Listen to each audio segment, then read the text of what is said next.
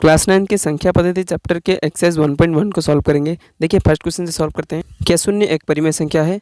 क्या इसे P by Q के रूप में लिख सकते हैं जहाँ पी और क्यू पूर्णांक है और क्यू 0 के बराबर नहीं है? तो इसे हल करते हैं। हाँ, शून्य एक परिमेय संख्या है। देखिए सबसे पहले आपको पता होना चाहिए कि परिमेय संख्या क्या होता है। तो परिमेय संख्या जिसे कि हम पी बटे क्यू के फॉर्म में लिख सकते हैं। देखिए कोई भी प्राकृतिक संख्या के नीचे अगर कुछ नहीं है तो इसके नीचे इसके हर में 1 होता है, तो ये सभी होते हैं परिमेय संख्या। तो अगर 0 कहीं पे लिखा है तो इसके नीचे भी 1 है, तो इसका मतलब 0 भी एक परिमेय संख्या ही है। और क्वेश्चन के अकॉर्डिंग इसे p बटे क्यू के फॉर्म में लिखेंगे तो p इज इक्वल टू 0 होगा, लेकिन q नॉट इक्वल टू 0 होगा, क्योंकि देखिए q का वैल्यू 0 को छोड़कर कुछ भी हम लिख सकते हैं। 1 2 3 कोई भी प्राकृतिक संख्या लिखते हैं, कोई भी प्राकृतिक संख्या लिख सकते हैं। 1 या फिर 2 3 ऐसे डॉट डॉट डॉट कोई भी प्राकृतिक संख्या लिख सकते हैं। q का वैल्यू 1 लिख सकते हैं या फिर q का वैल्यू यहाँ पर 2 लिख सकते हैं।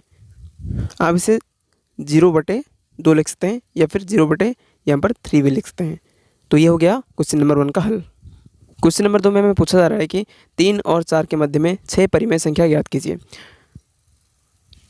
देखिए क्वेश्चन के अकॉर्डिंग 3 और 4 के मध्य में 6 परिमेय संख्या ज्ञात करना है। तो देखिए यहाँ पर नीचे कुछ नहीं है तो मतलब 1 है, ये रूल आपको पता होना चाहिए। देखिए अगर 6 परिमेय संख्या पूछा है तो सिंपली आप गुणा में 7 कर दीजिए। तो यहाँ पर भी गुणा में 7 करना होगा, यहाँ पर भी गुणा में 7 कर दीजिए और यहाँ पर भी गुणा में 7। तो 3 सत्ते 21 और 7 एकम 7, और यहाँ पर 7 चौक 28, 7 एकम 7।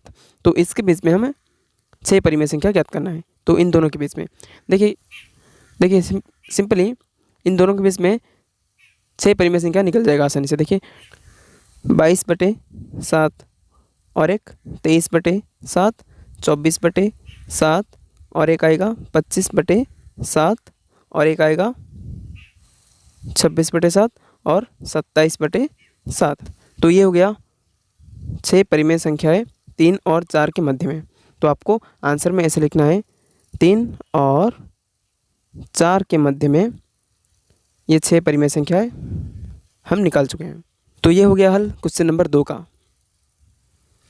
क्वेश्चन नंबर 3 में आपसे पूछा जा रहा है कि 3/5 और 4/5 के बीच 5 परिमेय संख्या याद कीजिए। तो चलिए इसे हल करते हैं।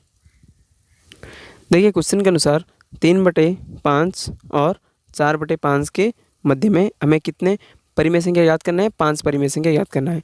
तो मैंने आपको बताया था पिछले क्वेश्चन में, अगर 6 परिमेय संख्या निकालने के लिए बोला होगा तो 7 गुना कीजिए, अगर 5 लिखा है तो 6 गुना कीजिए। तो यहाँ पर हम 6 गुना करेंगे और अंश में और हर में दोनों में 6 गुना करेंगे, यहाँ पर भी और नीचे भी।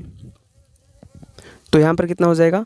यहाँ पर 18/30 और यहाँ पर हो जाएगा 24/30। तो इन दोनों के बीच में 5 परिमेय संख्या ज्ञात करना है। तो देखिए 19/30 हो जाएगा और 20/30, 21/30 और उसके बाद 22/30, 23/30।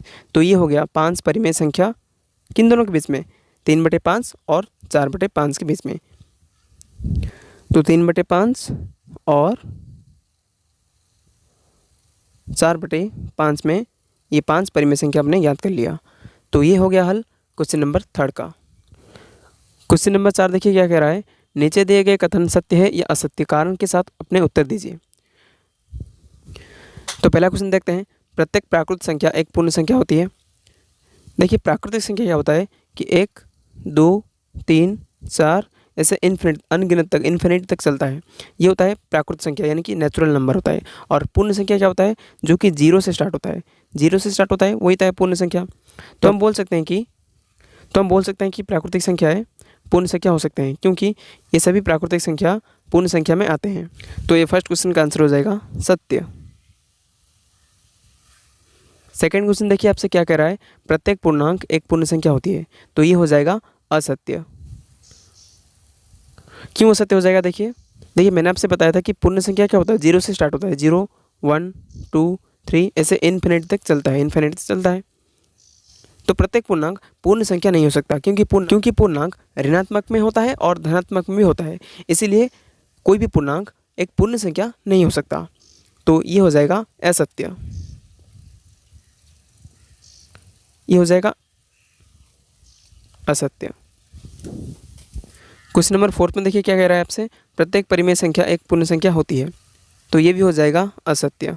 तो ये कैसे होगा असत्य, देखिए परिमेय संख्या कैसा होता है, P/Q के फॉर्म में लिखते हैं, या फिर 4/5 हो, या फिर 2/3, कैसे भी हम लिख सकते हैं। परिमेय संख्या को ऐसे ही लिखा जाता है। क्या परिमेय संख्या एक पूर्ण संख्या हो सकता है, नहीं हो सकता, क्योंकि देखिए पूर्ण संख्या जो कि 0 से स्टार्ट होता है, 0 1 2 3, ऐसे ही पूर्ण संख्या होता है। तो ये परिमेय संख्या है, क्या पूर्ण संख्या होता है, नहीं हो सकता, तो ये होगा असत्य। तो ये हो गया हल क्वेश्चन नंबर 4 का, और इसी के साथ एक्सरसाइज 1.1 यहीं पर समाप्त होता है। नेक्स्ट वीडियो में देखेंगे एक्सरसाइज 1.2। वीडियो अगर आपको पसंद आया तो लाइक से ज़रूर कीजिएगा।